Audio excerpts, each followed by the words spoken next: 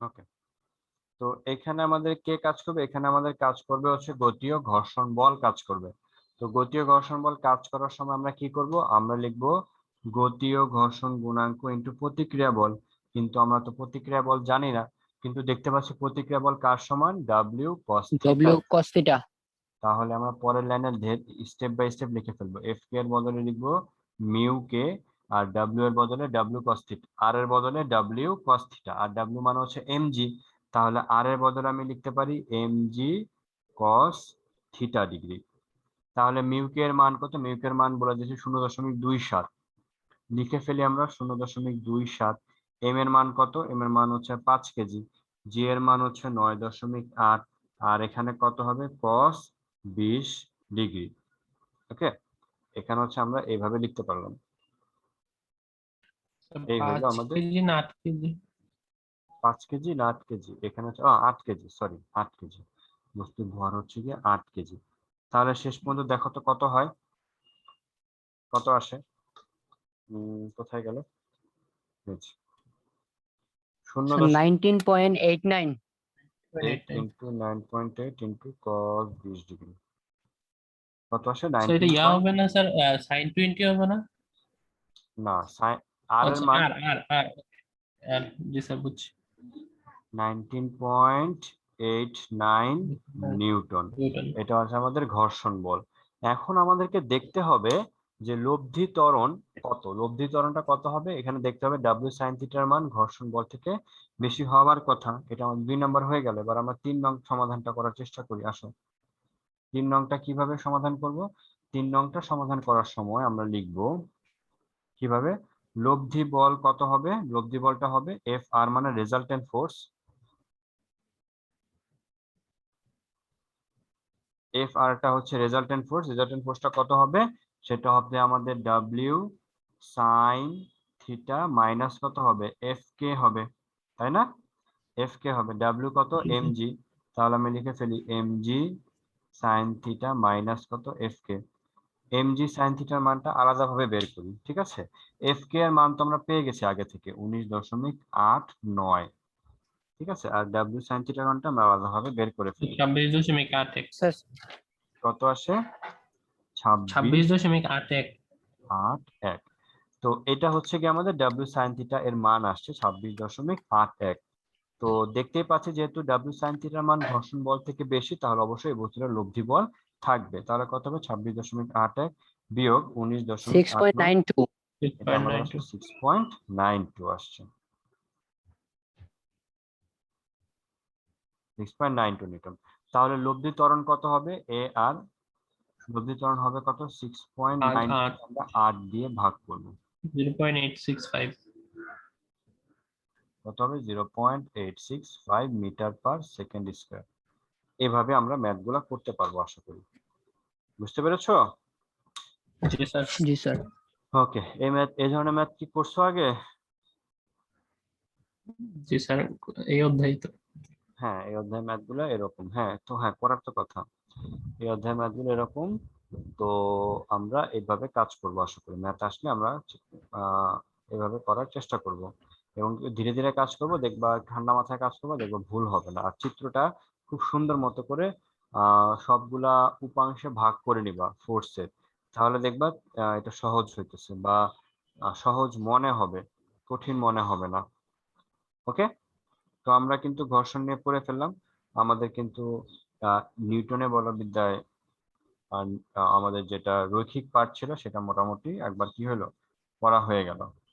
আচ্ছা, এখন কথা হচ্ছে তোমরা তো এগুলো পড়ছো না, তোমরা দুইজন তো এগুলো আগে পড়ছো না?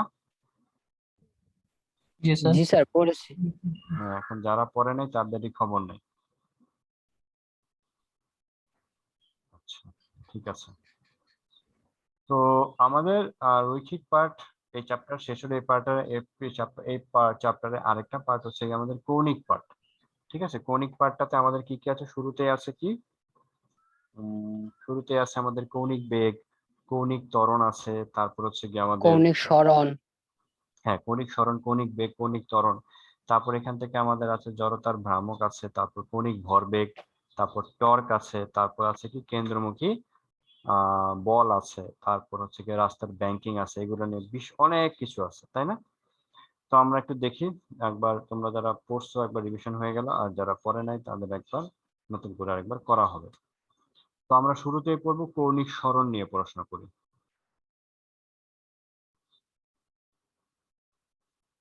কৌণিক সরণটা কি? কৌণিক সরণ কি? একটা বস্তু যখন বৃত্তাকার পথে চলতে থাকবে তখন তার কৌণিক সরণ থাকবে। কি রকম?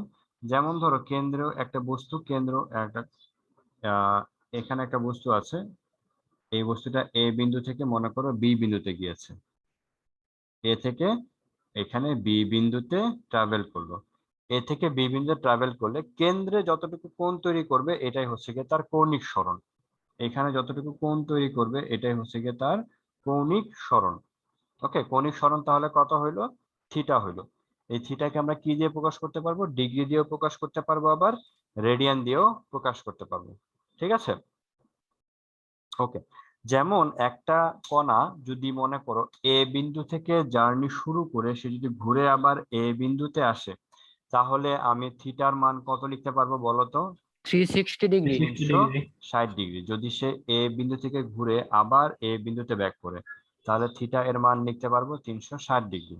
ওকে, আচ্ছা 360 ডিগ্রি লিখতে পারলাম। এটাকে আমি যদি রেডিয়ান কোণে লিখি তাহলে কত লিখবো আমরা? 2 পাই রেডিয়ান, এইভাবে লিখবো। তো এটা হচ্ছে আমাদের কৌণিক সরণ, খুব সহজ একটা জিনিস। ওকে, আচ্ছা এখন মনে করো এই কৌণিক সরণ উৎপন্ন করতেছে বা উৎপন্ন করে আছে, এখন কৌণিক বেগটা কি? কৌণিক বেগটা খুব সহজ, এটাও কঠিন কিছু না। কৌণিক বেগকে আমরা কি দিয়ে প্রকাশ করি? ওমেগা দিয়ে। ওমেগা। হ্যাঁ, ওমেগা দিয়ে। কিভাবে প্রকাশ করি? মনে করো আমরা আরেকটা চিত্র এ পাশে আঁকি।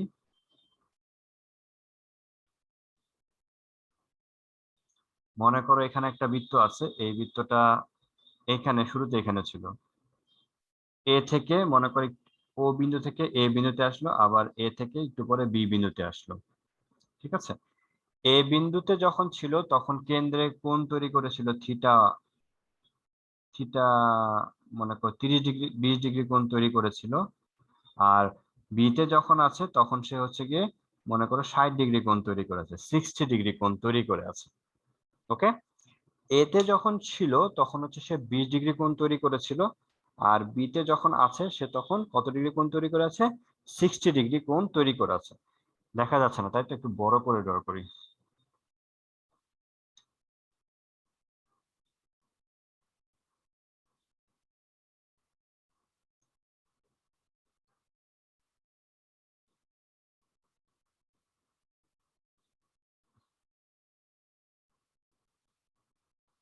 হুম, এতে যখন ছিল তখন হচ্ছে গিয়ে কত ডিগ্রি কোণ তৈরি করে আছে? 20 ডিগ্রি। আর যখন বিতে যখন আছে তখন সে কত ডিগ্রি কোণ তৈরি করে আছে? 60 ডিগ্রি। তাহলে আদি কোণ কত? এবং এ থেকে বিতে আসতে মনে করো ওর 4 সেকেন্ড সময় নিল। কত সেকেন্ড সময় নিয়েছে? 4 সেকেন্ড সময় নিয়েছে। তাহলে আমি লিখবো এই 4 সেকেন্ডে তার বেগের মান আমরা কিভাবে হিসেব করব? আমরা হিসেব করব বেগ মানে কি? বেগ মানে হচ্ছে গিয়ে কি, আমরা লিখবো শেষ কোণ, শেষ অবস্থান মাইনাস কি আদি অবস্থান ডিভাইডেড বাই কত সময়, এটাই লিখবো না? সময়। তাই না? জি theta sir. F minus theta i divided by delta t. এটা মানে কি লিখবো? ডেল্টা থিটা ডিভাইডেড বাই কত? Delta t. তাহলে কোণের পার্থক্য, কোণের পার্থক্য কত ডিগ্রি? 60 বিয়োগ কত? 20, তাই 20, না? তাহলে 40 কত ডিগ্রি। হবে? 60 মাইনাস 20 ডিগ্রি, আর সময়ের পার্থক্য কত? 4 সেকেন্ড। তাহলে এখানে কত লিখবো আমরা? 40 ডিগ্রি ডিভাইডেড বাই কত? 4 সেকেন্ড। তাহলে আমাদের কত লিখবো? 10 10 degree, degree per second. 10 degree per radian second. Per second. Radian radian per না, সেকেন্ড ওখানে আছে। এখানে ডিগ্রিতে ডিগ্রি প্রকাশ হতো। করেছি আমরা, 10 ডিগ্রি পার সেকেন্ড। আর যদি রেডিয়ানে প্রকাশ করি তাহলে কিন্তু আমরা 9 10 একটা সূত্র পড়ে এসেছিলাম যে 1 ডিগ্রি ভাগ মানে 2। হচ্ছে কি পাই বাই কত? 180 180 রেডিয়ান। রেডিয়ান। তাহলে 10 ডিগ্রি কত হবে? 10 ডিগ্রি পাই হবে by 18 pi radian. Into 180 radian. তাহলে এখানে কত হবে? 0 0 কাটা পাই বাই 18 রেডিয়ান। তাহলে এখানে কত হবে? পাই ডিভাইডেড বাই 18, এখানে লিখতে হবে তখন radian per second. Per second. তাহলে ওমেগার এককটাকে কিভাবে প্রকাশ করতে পারি? রেডিয়ান পার সেকেন্ড অথবা ডিগ্রি পার সেকেন্ড। বেসিক্যালি আমরা ওমেগাটাকে রেডিয়ান পার সেকেন্ডে প্রকাশ করে থাকবো, কারণ রেডিয়ান পার সেকেন্ডে প্রকাশ করলে আমাদের জন্য অনেক অন্যান্য চ্যাপ্টার গুলাতেও ম্যাথ করতে গিয়ে সুবিধা আছে। তো বোঝা গেছে কৌণিক বেগ। তো কৌণিক বেগ এখন থেকে আমরা কি জানবো? কৌণিক বেগ মানে হচ্ছে ডেল্টা থিটা বাই ডেল্টা টি, অথবা থিটা বাই টি, যেটাই বলি না কেন আমরা কৌণিক বেগের বদলে আমরা সেই সিম্বল বসাইতে পারবো। বোঝা গেছে? আমি আরেকবার লিখে দিচ্ছি, কৌণিক বেগটা হচ্ছে গিয়ে ওমেগা মানে হচ্ছে গিয়ে কত, থিটা বাই টি। কৌণিক বেগ হচ্ছে কৌণিক সরণ ডিভাইডেড বাই সময়। ওকে, এবার আমরা আসি কৌণিক ত্বরণ নিয়ে। কৌণিক ত্বরণ বলতে কি হবে? কৌণিক ত্বরণ তো আমাদের ত্বরণের ডেফিনেশন মতোই আসবে। ত্বরণ মানে যেমন বেগের পরিবর্তনের হারকে ত্বরণ বলে, তেমনি তাহলে কৌণিক ত্বরণ কৌণিক বলতে, বেগের পরিবর্তনের হারকে হ্যাঁ, কৌণিক বেগের পরিবর্তনের হারকে কি বলা হয়? কৌণিক ত্বরণ বলা হবে। এখন একটা কণা মনে করো যখন এ বিন্দুতে ছিল তখন তার কৌণিক বেগ, আদি কৌণিক বেগ মনে করা আছে ডাব্লিউ আই। এখন সে যখন বি বিন্দুতে আসছে তখন তার কৌণিক বেগ হয়ে গেছে ডাব্লিউ এফ। কৌণিক বেগ পরিবর্তন হয়ে গেছে এবং এই সময় তার আসতে সময় লেগেছে কত, 4 সেকেন্ড। তাহলে আমরা কৌণিক ত্বরণের যে ডেফিনেশন, কৌণিক ত্বরণকে ফিজিক্সে আলফা দিয়ে প্রকাশ করা হয়। আলফা। তাহলে আলফাটা মানে কি? আলফাটা হচ্ছে গিয়ে delta omega divided by delta t. বেগের পরিবর্তন, কৌণিক বেগের পরিবর্তন ডিভাইডেড বাই সময়ের পরিবর্তন। কৌণিক বেগের পরিবর্তনকে আমরা কিভাবে লিখবো? ডাব্লিউ এফ মাইনাস কত লিখবো, ডাব্লিউ আই, আর এখানে ডেল্টা টি। ডাব্লিউ এফ কিছু যদি একটা থাকে, মনে করো ওমেগা, ডাব্লিউ আই এর মান মনে করো আগে ছিল 2 রেডিয়ান পার সেকেন্ড, আর ডাব্লিউ এফ এর মান যদি মনে করো 8 রেডিয়ান পার সেকেন্ড হয়।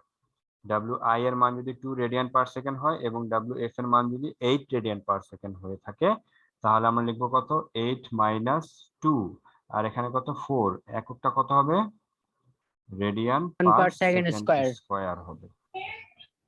ওকে, রেডিয়ান পার সেকেন্ড স্কয়ার হবে। সো এইভাবে করে আমরা লিখতে পারবো কত, 8 থেকে 2 চলে 1.5 গেলে 1.5 রেডিয়ান পার সেকেন্ড স্কয়ার। এই রেডিয়ান পার সেকেন্ড স্কয়ার হচ্ছে কৌণিক ত্বরণের একক। তো কৌণিক ত্বরণটা হচ্ছে আমাদের এরকম। কৌণিক ত্বরণটা কিন্তু ভুল করা যাবে না। বুঝতে পেরেছো? জি স্যার। এই হচ্ছে কি আমাদের কৌণিক বেগ, কৌণিক ত্বরণ, কৌণিক সরণ, এগুলো আমরা পড়লাম।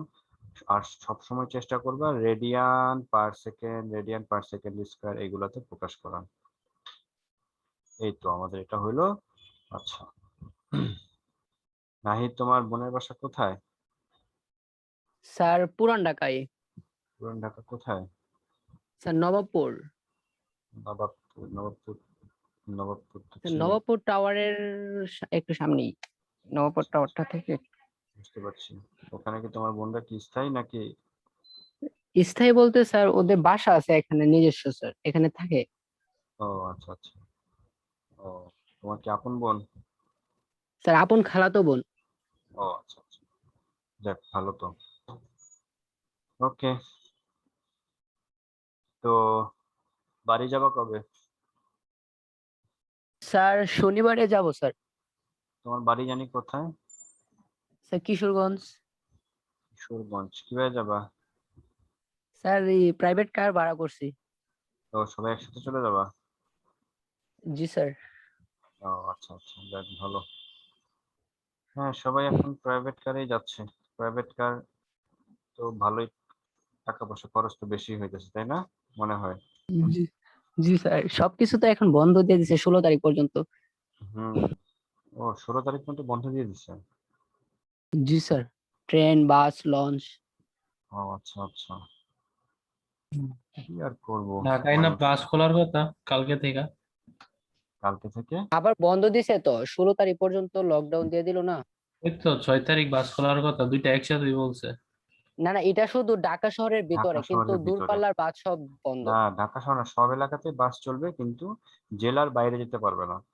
যেমন, যেমন তোমাদের মনে হয় কিশোরগঞ্জ, কিশোরগঞ্জের ভিতরে বাস চলবে, কিশোরগঞ্জের বাইরে জেলায় যেতে পারবে না। আবার বাইরের জেলা থেকে কিশোরগঞ্জে কোনো বাস ঢুকতে পারবে না। ঠিক এরকম ঢাকা সিটি কর্পোরেশনের ভিতরে যে বাস থাকবে সেটা সিটি কর্পোরেশনের ভিতরে থাকবে। এটা ধরো গাজীপুর বা টঙ্গী বা সাভার এগুলোতে যেতে পারবে না। আবার সাভার থেকে গাড়িগুলো ঢাকার ভিতরে ঢুকতে পারবে না। এই হচ্ছে কি অবস্থা। ওকে, তো আমরা কি পড়লাম? এরপরে সেগমেন্টটা কি আছে? কৌণিক চ্যাপ্টার তো বিশাল বড় একটা চ্যাপ্টার, মনে থাকে না। এরপরে কি আছে? কৌণিক জড়তার ভ্রামক আছে নাকি? হ্যাঁ হ্যাঁ, এরপর আছে জড়তার ভ্রামক। ঠিক আছে, আমরা জড়তার ভ্রামক নিয়ে একটু পড়াশোনার চেষ্টা করি। জড়তার ভ্রামক কি বলো দেখি?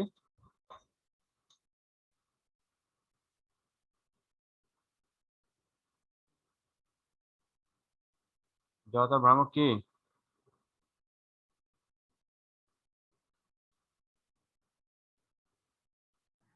বলো। কোন ঘূর্ণনের চারপাশে আবর্তনরত কোনো একটা বস্তু কণার ভর এবং ঘূর্ণন অক্ষ থেকে স্যার বস্তু কণাটির বার কেন্দ্র পর্যন্ত স্যার যে লম্ব দূরত্ব আছে এটা গুণফল। ওকে, জড়তা ভ্রামক তো তুমি একটা ডেফিনেশন বললা। তো আমরা হচ্ছে গিয়ে দেখি জড়তা ভ্রামকটা কি। জড়তা ভ্রামক বিষয়টা হঠাৎ করে আসে নাই, এটা হচ্ছে ক্যালকুলেশন করতে করতে গিয়ে তারপর ম্যাথমেটিশিয়ানরা এটার প্রতি একটা নাম দিয়েছেন। ঠিক আছে, কিরকম দেখি আমরা। যেমন আমরা হচ্ছে গিয়ে একটা বস্তু নিয়েছি, একটা বৃত্তাকার আকৃতির বস্তু নিয়েছে সায়েন্টিস্টরা বা ম্যাথমেটিশিয়ানরা। এখানে বৃত্তাকার আকৃতির কেন্দ্র আছে, কেন্দ্র থেকে বিভিন্ন বস্তু বিভিন্ন দূরত্বে আছে। কোন একটা বস্তু এখানে আছে, একটা বস্তু মনে করো এত দূরে আছে, হুম, এভাবে করে আছে, বিভিন্ন দূরত্বে আছে। আর এখানে হচ্ছে কি আরেকটা বস্তু আছে, এখানে হচ্ছে সে আরেকটা বস্তু আছে। এখানে এই বস্তুটার ভর মনে করো m1, এই কণাটার ভর মনে করো m2, আর এই কণাটার ভর মনে করো m3। এখন এটা হচ্ছে কেন্দ্র, কেন্দ্র থেকে m1 m2 m3 কণা তিনটা বিভিন্ন দূরত্বে আছে। আর এটা হচ্ছে একটা প্লেট, মনে করো একটা প্লেট, এই প্লেটের উপর তিনটা কণা আছে। এখানে প্লেটে অসংখ্য কণা আছে। কতগুলো কণা আছে? আমি ধরে নিচ্ছি n সংখ্যক কণা আছে। n সংখ্যক কণার মধ্যে আমরা মাত্র তিনটা কণা এই মুহূর্তে চয়েস করেছি। একটা হচ্ছে একটা কণা m1, একটা কণা যার ভর হচ্ছে m1, এখানে একটা কণা আছে যার কণা ভর হচ্ছে m2, এখানে একটা কণা আছে যার কণার ভর হচ্ছে, যে কণার ভর হচ্ছে m3।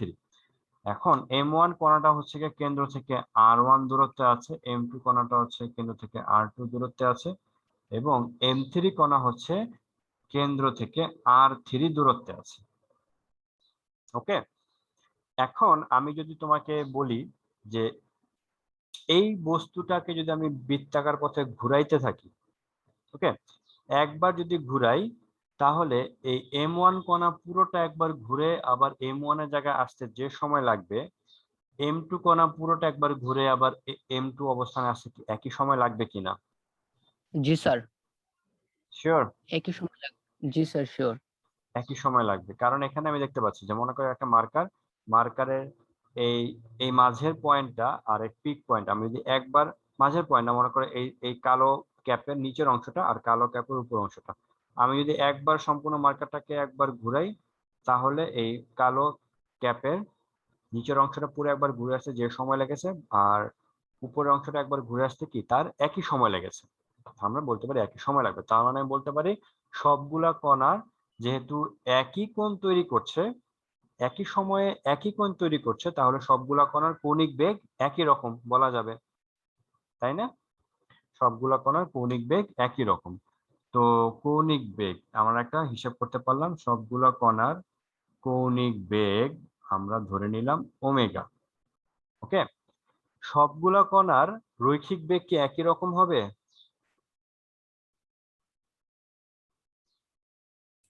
না স্যার, হ্যাঁ এটা বিভিন্ন দূরত্বে আছে, বিভিন্ন রকম হবে। বিভিন্ন দূরত্বে থাকলে বিভিন্ন রকম হবে। যেমন আহ এইখানে আমি একটা লাইন টানলাম, এইখানে একটা কণা আছে, এখানে একটা কণা আছে। আমি যদি এখন এই কণাটাকে এখান থেকে ঘুরে এখানে আসতে বলি, আবার ওকে যদি এখান থেকে ঘুরে এখানে আসতে বলি, তো দেখা যাবে যদি একই সময় দুইটা কণা ঘুরে এখানে আসে, তারা একই সময় এই দুইটা কণা যদি একই সময় যাত্রা শুরু করে, তারা যদি ঘুরে আবার একই সময়ে আসে, তাহলে কোন কণাটাকে বেশি স্পিডে দৌড়াইতে হবে? স্যার ওই বাহিরের যে স্যার দ্বিতীয় দ্বিতীয়, মানে দূরের যে বাইরে। বাইরে কোণাটা। দূরের যে জি স্যার, কণাটা বাইরে। তাকে বেশি কোণে বা বেশি স্পিডে দৌড়াইতে হবে। তার মানে আমি বলতে পারছি যে প্রত্যেকটা, যেহেতু বৃত্তের কেন্দ্র থেকে প্রতিটা কণা আলাদা আলাদা দূরত্বে আছে, তাহলে তাদের রৈখিক বেগের মানও কি হবে? আলাদা আলাদা রকম হবে। তাহলে আমি ধরে নেই m1 কণাটা v1 বেগে দৌড়াইতেছে। m1 কণা হচ্ছে m1 কণার গতিবেগ আমরা ধরে নিলাম v1, আমরা ধরে নেই m2 কণার গতিবেগ হচ্ছে গিয়ে কত v2। এভাবে আমরা ধরে নিয়েছি mn সংখ্যক কণার গতিবেগ আমি ধরে নিয়েছি কত vn, এবং সবাই হচ্ছে এক একটা কণা এক একটা গতিবেগে ছুটতেছে। ওকে, আচ্ছা, তারপর আমরা গতিবেগ যেটা পড়ে এসেছি ভি এর সাথে কৌণিক বেগের সম্পর্ক কি জানো? ভি ইকুয়াল টু কত আর ওমেগা, তাই না? R omega. হ্যাঁ, V equal to R omega কি মানে কি? যেমন ধরো একটা কণা যদি পুরো একটা বৃত্তাকার পথে ঘুরে আসে, তাহলে তার কতটুকু পথ অতিক্রম করলো একটা বৃত্তের পরিধির সমান।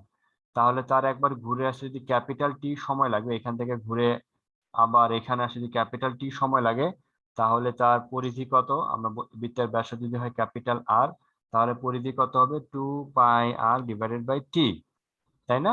2πr divided by T. এই কণাটা যদি আবার এখান থেকে ঘুরে আবার এখানে আসে, তাহলে তার কেন্দ্রে কৌণিক বেগের মান কত হবে? 2π বাই ক্যাপিটাল টি।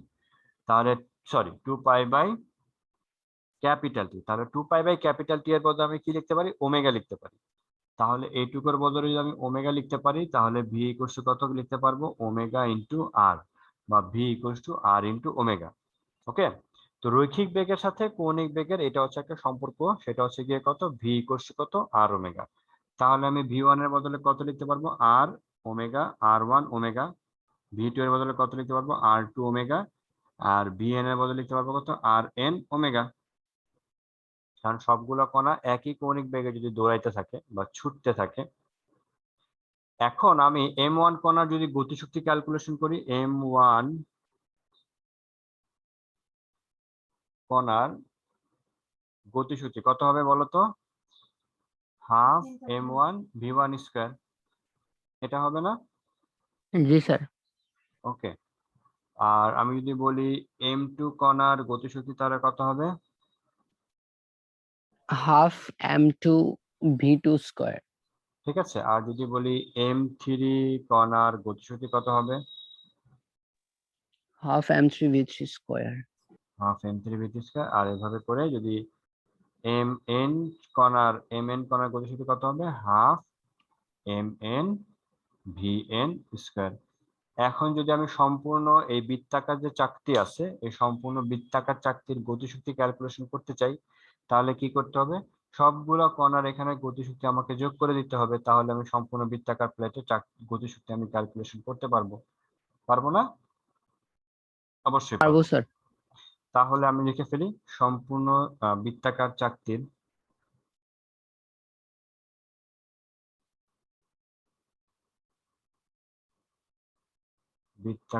চাকতির গতিশক্তি ই, E সেটা বদলে equals কত? to এখানে হচ্ছে গিয়ে কত? আমি হাফ কমন নিতে পারি, এখানে হবে কত? হাফ m1 v1 স্কয়ার, আর এখানে কত হবে? Half m2 v2 square.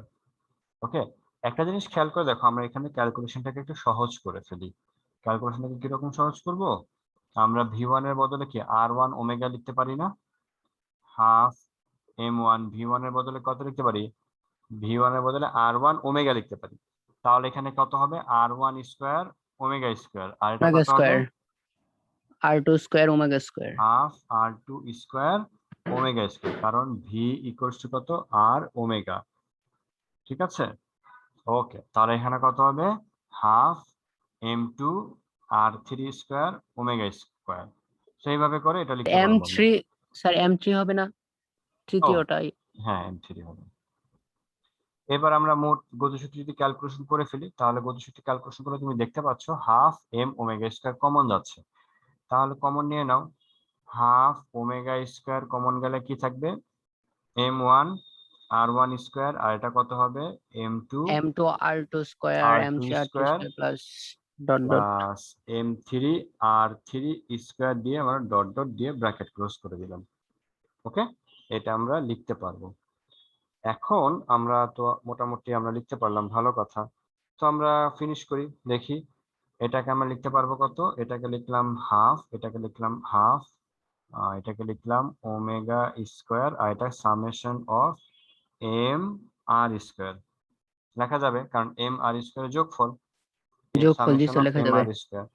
পরের লাইনে গিয়ে ম্যাথমেটিশিয়ানরা একটা নাম এখানে এই summation of M R square, যে এইটার বদলে ওরা আই দিয়ে আই এক্সপ্রেস করেছে। এই আইটাকে ওরা বলছে মোমেন্ট অফ ইনার্শিয়া জড়তার বলছে, বা জড়তার ভ্রামক বলছে। ভ্রামক। জড়তার ভ্রামক মানে কি? খেয়াল করে দেখো, একটা বস্তু তোমার মনে করো একটা ফুটবল তুমি রাখলা, ঠিক আছে, বা মাটিতে একটা ফুটবল রেখেছো। এখন এই ফুটবলের উপর তুমি যদি একটা পা দিয়ে আঘাত করো, ফুটবলটাকে একটা গতিবেগে চলতে শুরু করবে, তাহলে তার একটা গতিশক্তি থাকবে, তার কিন্তু অবস্থানের পরিবর্তন হবে। কিন্তু জড়তার ভ্রামক এখানে হচ্ছে গিয়ে কি, বস্তুটা কিন্তু অবস্থানের পরিবর্তন হচ্ছে না, তার কি হচ্ছে, তার কিন্তু ঘূর্ণন হচ্ছে, তাই না? এই বৃত্তাকার প্লেট প্রথমে আমরা ড্র করেন, তার কিন্তু ঘূর্ণন হচ্ছে চারপাশে। তার কিন্তু এই ঘূর্ণন হচ্ছে চারপাশে, কিন্তু সে কিন্তু ডানে বামে কোথাও যাচ্ছে না, এক জায়গায় থেকে তার কিন্তু শুধু ঘূর্ণন হচ্ছে। এই ঘূর্ণনের কারণে, ঘূর্ণন হচ্ছে তার, সে কিন্তু জড় অবস্থায় আছে, তার মানে কি, সে একই জায়গায় আছে, অবস্থানে কিন্তু পরিবর্তন হচ্ছে না, রাইট? অবস্থানে কিন্তু পরিবর্তন হচ্ছে না, তার মানে কি, অবস্থানের যদি পরিবর্তন না হয়, তার মানে কি আমরা বলতে পারি বস্তুটা কি জড় অবস্থায় আছে, স্থির জড়তায় আছে, বা থেমে আছে। তো কিন্তু তার মধ্যে কি একটা ঘূর্ণন আছে, একটা ভ্রামক আছে। তার মানে কি, একটা বস্তু যখন ঘূর্ণন অবস্থায় অবস্থানে পরিবর্তন না করবে না, তখন সেই ধরনের বস্তুর যে জড় থাকা যে প্রবণতা, বাট ঘুরতেছে, বাট যে জড় আছে বা স্থির অবস্থায় আছে, সেই ধরনের সেই কনসেপ্টটাকে বলা হচ্ছে জড়তার ভ্রামক। এবং এটাকে আই দিয়ে প্রকাশ করছে, summation of M into R square কে আই দিয়ে প্রকাশ করছে, ঠিক আছে? এবং একটু খেয়াল করে দেখো, এটাকে আমি একটু অ্যারেঞ্জ করি। আমি যদি এটাকে ই এটার বদলে লিখি, এখানে দেখো হাফ আই ওমেগা স্কোয়ার লিখি, খেয়াল করে দেখো, আমরা যে শুরুতে একটা বৃত্তাকার প্লেট ড্র করেছিলাম, এই বৃত্তাকার প্লেট কি তোমার ডানে বামে যাচ্ছিল না চারপাশে ঘুরতেছিল? চারপাশে ঘুরতেছিল। চারপাশে ঘুরতেছিল, চারপাশে ঘোরার পরও তার কি একটা গতিশক্তি আসছে, তার মানে এই গতিশক্তি কি আমরা ঘূর্ণন গতিশক্তি বলতে পারি না? জি স্যার, পারবো। ঘূর্ণন বা ঘূর্ণন গতিশক্তি কৌণিক। আমরা ঘূর্ণন গতিশক্তি মনে করো, আমরা বললাম ঘূর্ণন গতিশক্তি, অথবা আমরা মনে করি এটাকে বললাম ঘূর্ণন গতিশক্তি বা কৌণিক গতিশক্তি বললাম, কৌণিক, বা এটাকে বললাম ঘূর্ণন গতিশক্তি। একটু খেয়াল করে দেখো, আমরা গতিশক্তির ফর্মুলা বেসিক্যালি আমরা কি জানি, half M V V square, square. এটা জানি। একটু খেয়াল করে দেখো, এখানে ভি মানে হচ্ছে গিয়ে রৈখিক বেগ, এখানে ওমেগা মানে হচ্ছে গিয়ে কি, কৌণিক বেগ। কৌণিক বেগ। এখানে হাফের জায়গায় হাফ আছে, এখানে ই মানে হচ্ছে রৈখিক গতিশক্তি, এখানে ই মানে হচ্ছে গিয়ে কি, কৌণিক কৌণিক গতিশক্তি। গতিশক্তি। তার মানে আমি বলতে পারি না এখানে এমটা হচ্ছে গিয়ে আই এর সাথে সমতুল্য? জি স্যার। এমটা হচ্ছে কিসের সমতুল্য? আই এর সাথে সমতুল্য, মানে কৌণিক বলবিদ্যায় জড়তার ভ্রামক হচ্ছে গিয়ে কি, রৈখিক বলবিদ্যায় ভরের সাথে ভলের সাথে। সমতুল্য। সমতুল্য বলা যাবে, সমান বলা যাবে না। বুঝা গেছে?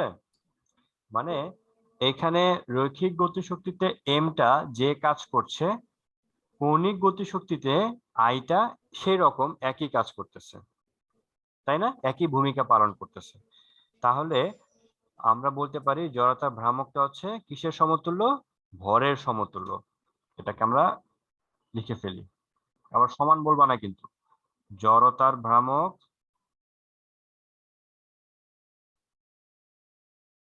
কিসের সমতুল্য?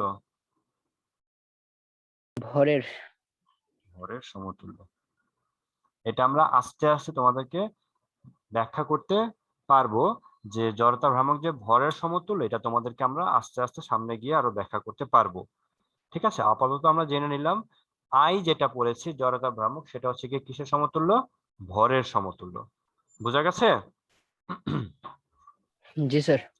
ওকে, এরপর আমরা তাহলে আই নিয়ে, এখন আমাদের কাজ হচ্ছে গিয়ে কাকে নিয়ে, আই কে নিয়ে মূলত আমাদের কাজ। জড়তা ভ্রামক আমরা ডেফিনেশন দিয়েছিলাম, জড়তা ভ্রামক নিয়ে আমাদের মূলত এখন কাজ করব, কিছু কথাবার্তা করব, এটা নিয়ে আমাদের ক্যালকুলেশন থাকবে, অনেক কিছু থাকবে। ওকে, তাহলে যে কোনো একটা বস্তুর জড়তা ভ্রামকের সূত্র কি হবে? জড়তা ভ্রামকের সূত্র হচ্ছে summation of I omega square. তাহলে লিখতে পারি সুতরাং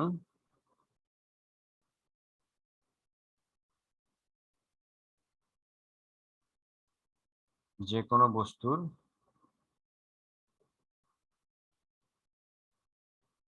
জড়তার ভ্রামক আই মানে হচ্ছে গিয়ে summation of M R square. ঠিক আছে, summation of M R square, যে কোনো বস্তু। আর একটি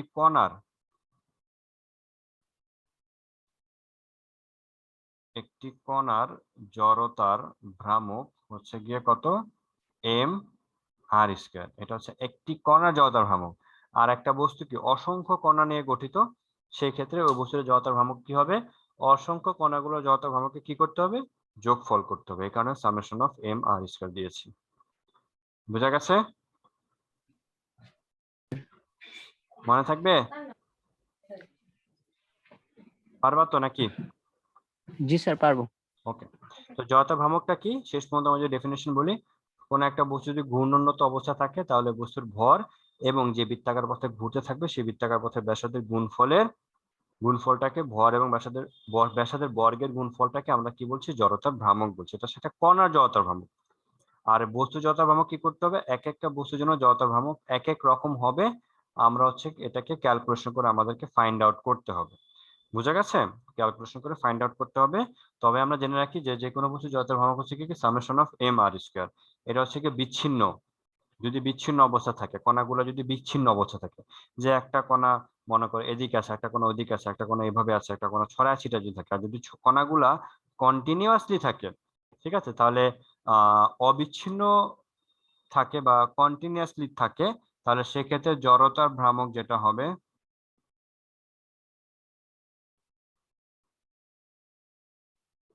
সেক্ষেত্রে জড়তার ভ্রামক হবে আই ইকুয়ালস টু হচ্ছে গিয়ে D M R square into, integration করতে হবে এটাকে। ওকে, এটাকে ইন্টিগ্রেশন করতে হবে। এটা হচ্ছে কন্টিনিউয়াসলি বস্তুর ক্ষেত্রে, মানে কন্টিনিউয়াস বাংলা কি, অবিচ্ছিন্ন, অবিচ্ছিন্ন কণার ক্ষেত্রে।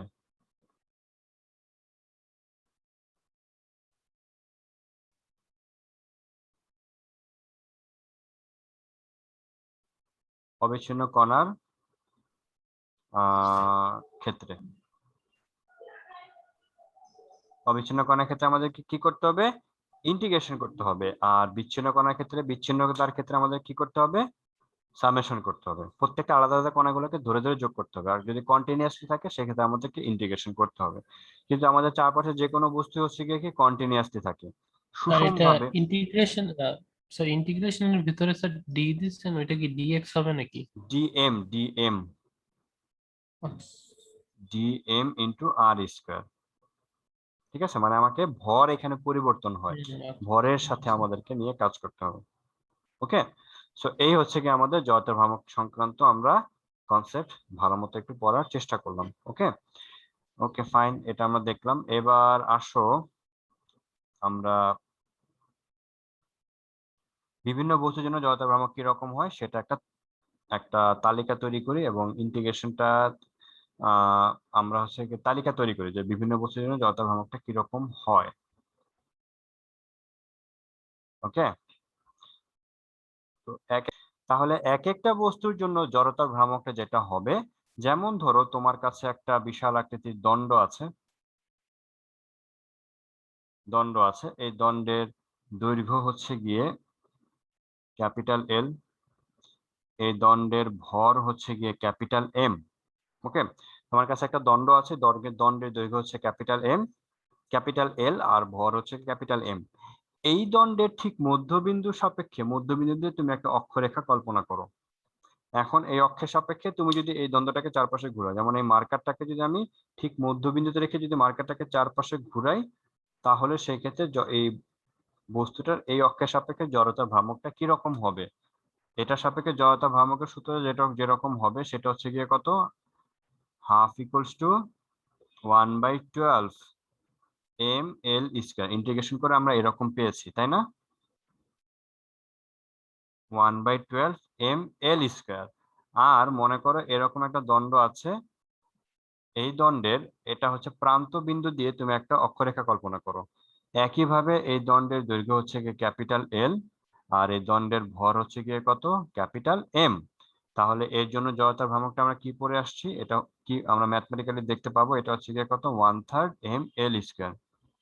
এটার চিত্রটা এটা দেখতে কি রকম, মানে হচ্ছে তুমি যদি মনে করো এরকম একটা দণ্ড আছে, এই দণ্ডের এক প্রান্ত এটার সাথে এই ব্লু পেনের সাথে মার্কার দিয়ে এর পয়েন্টে আঠা লাগিয়ে আমি যদি কলমটাকে চারপাশে এই ব্লু পেনটাকে চারপাশে ঘুরাই, তাহলে এই মার্কারটা চারপাশে ঘুরতে থাকে। তো সেই ক্ষেত্রে জড়তার ভ্রামক মানে মধ্যবিন্দু সাপেক্ষে জড়তার ভ্রামকটা হচ্ছে গিয়ে 1/12, আর প্রান্ত বিন্দু দিয়ে লম্বভাবে গমনকারী অক্ষ সাপেক্ষে জড়তার ভ্রামক কত হবে, 1/3 ml²। বুঝা গেছে?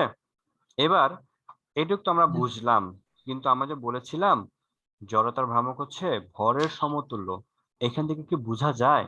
দেখো খেয়াল করে, তোমাকে যদি একটা বিশাল আকৃতির লাঠি দিয়ে বা 2 মিটার দৈর্ঘ্যের একটা বা 1 মিটার দৈর্ঘ্যের একটা বাঁশ দিল বা লাঠি দিল, তোমাকে যদি বলা হয় মধ্যবিন্দু সাপেক্ষে ঘোরাও আর প্রান্ত বিন্দু সাপেক্ষে ঘোরাও, তোমার কাছে কষ্ট মনে হবে কোনটাতে? স্যার প্রান্তবিন্দুর সাপেক্ষে। প্রান্ত বিন্দু সাপেক্ষে তোমার ঘুরাইতে কষ্ট মনে হবে। কেন কষ্ট বলতে আমরা এখানে কি বুঝবো? প্রান্ত বিন্দু সাপেক্ষে যদি আমি ঘুরাইতে চাই সেক্ষেত্রে বস্তুটাকে কি আমার ভারী বেশি মনে হবে, যে স্যার একদিকে তাই না? বার ঝুঁকে যাবে। জি স্যার। ভারী বেশি মনে হবে। খেয়াল করে দেখো তো, আমাদের যে ভারী বেশি একটা বস্তু যদি ভারী হয় তাহলে ওই বস্তুর কি ভরের মান বেশি হবে না? জি স্যার। তাহলে আমি যদি প্রান্ত বিন্দু সাপেক্ষে যদি ঘুরাইতে থাকি সেই ক্ষেত্রে যেহেতু এখানে ঘূর্ণন গতিবিদ্যা, তাহলে এই ক্ষেত্রে তোমার কি জড়তা ভ্রামক কি প্রান্ত বিন্দু সাপেক্ষে, কারণ জড়তা ভ্রামক যেহেতু ভরের সাথে সমতুল্য, তাহলে প্রান্ত বিন্দু সাপেক্ষে কি এখানে আই এর মান বেশি আসার কথা না? জি স্যার। জি স্যার, বেশি আর আসবে। মধ্যবিন্দু সাপেক্ষে কি আয়ের মান কি, যেহেতু মধ্যবিন্দু সাপেক্ষে তোমার ঘুরাইতে তোমার যেহেতু কষ্ট কম মনে হয়, তার মানে তুমি বুঝতে পারছো যে মধ্যবিন্দু সাপেক্ষে অক্ষের সাপেক্ষে কোনো বস্তুকে ঘুরাইতে আমার বস্তুটাকে কম ভারী মনে হয়। কম ভারী মানে কি বস্তুটার ভর কম, আর ঘূর্ণন গতিবিদ্যায় ভর কম মানে হচ্ছে আই এর মান কম। বুঝা গেছে? তাহলে খেয়াল করে দেখো, এইখানে মধ্যবিন্দু সাপেক্ষে ml² কে তুমি 12 দিয়ে ভাগ করতেছো, আর প্রান্ত বিন্দু সাপেক্ষে ml² কে তুমি 3 দিয়ে ভাগ করতেছো। 3 দিয়ে করতেছি। তাহলে এটাকে তুমি যদি I1 বলো, এটাকে তুমি যদি I2 বলো, তাহলে দেখে কি মনে হয় কার মান বেশি, I1 না I2? I1 is I1 greater is than greater I2. than I2. I1 is greater than definitely I2, কারণ অবভিয়াসলি এই বস্তুটাকে ঘুরেতে আমার ভারী বেশি মনে হবে। এখন বুঝতে পারছো যে জড়তার ভ্রামকটা কেন ভরের সাথে সমতুল্য? জি স্যার। জি স্যার। ওকে, তো জড়তা ভ্রামক আমরা এরকম বুঝতে পারলাম যে প্রান্ত বিন্দু দিয়ে কোন একটা দণ্ডের প্রান্ত বিন্দু দিয়ে লম্বভাবে গমনকারী অক্ষের সাপেক্ষে জড়তার ভ্রামক হবে 1/3 ml², আর কোন একটি দণ্ডের মধ্যবিন্দু দিয়ে লম্বভাবে গমনকারী অক্ষের সাপেক্ষে জড়তার ভ্রামক হবে 1/12 ml²। 1/3 আর 1/12 এটা মাঝে মাঝে আমরা ভুল করে ফেলি। পরীক্ষার হলে মনে রাখবা যে কোনটাতে কষ্ট কম, যেটাতে কষ্ট কম সেটাতে ভাগ বেশি সংখ্যা দিয়ে ভাগ হবে, আর যেটাতে কষ্ট বেশি ওটাতে কম সংখ্যা দিয়ে ভাগ হবে, এভাবে মনে রাখবা। বুঝা গেছে? জি স্যার। ওকে, এটা আমরা বুঝতে পারলাম। তারপর মনে করো তোমার কাছে একটা প্লেট আছে, ওকে, একটা বৃত্তাকার প্লেট আছে, এই প্লেটের সলিড বৃত্তাকার একটা সলিড প্লেট, এই সলিড প্লেটের ভর যদি হয় ক্যাপিটাল এম, এই সলিড প্লেটের ব্যাসার্ধ যদি হয় ক্যাপিটাল আর, সেই ক্ষেত্রে আমাদের এই এই সলিড প্লেটটাকে আমি চারপাশে হাতের মধ্যে ঘুরাই, তাহলে তার জড়তার ভ্রামকটা কত হবে mr বলো তো? square by 2 half M R R square, half M R square এটা হবে। আর যদি মনে করো একটা সিলিন্ডার থাকে, সিলিন্ডারের মধ্যবিন্দুতে গমনকারী সিলিন্ডারের প্রস্থচ্ছেদের ক্ষেত্রফলের মধ্যবিন্দুতে গমনকারী অক্ষের সাপেক্ষে জড়তার ভ্রামক, এই সিলিন্ডারের ভর যদি মনে করো এম থাকে, প্রস্থচ্ছেদের ব্যাসার্ধ যদি হয় আর, সেই ক্ষেত্রে এটার জন্য আই কত হবে? Sir 1 ml by half 2 square। mr square, half সেমই এম, তো স্যার। সেমই হবে, হ্যাঁ, হাফ এম আর স্কোয়ার হবে বৃত্তাকার চাকতির জন্য, আর সিলিন্ডারের জন্য আমাদের কি হবে, একই রকমই হবে। বুঝা গেছে? ওকে, আর জি স্যার। নিরেট গোলকের জন্য কি হবে, লিঙ্কটা শেষ হয়ে গেলে জয়েন করো, এই কয়েকটা লিখে দিয়ে তারপর ক্লাসটা শেষ করবো। Okay sir.